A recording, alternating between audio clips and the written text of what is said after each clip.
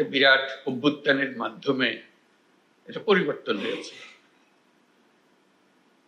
এই পরিবর্তনটা যদি আমাদের কাজে কর্মে প্রতিফলিত না হয় তাহলে এটা খুব দুর্ভাগ্যজনক হবে। আমরা উদ্বোধনীতে বললাম, শহীদদের কথা স্মরণ করলাম, তো কাজে কর্মে আবার যেমনি আছি এমনি রয়ে গেলাম, এইটা বোধ হয় কারোর কাছে কাম্য হতে পারে না।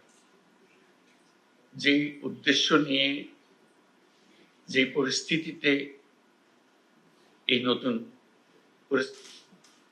এই উদ্বোধনের জন্ম হলো, সেটাকে ধারণ করে সেটার স্পিরিট কে প্রসারিত করে আমরা যে কাজকর্মগুলো করবো সেগুলো যাতে মানুষ মনে করে যে হ্যাঁ একটা বড় পরিবর্তন হয়েছে, পরিবর্তনটা যেন চোখের লাগে।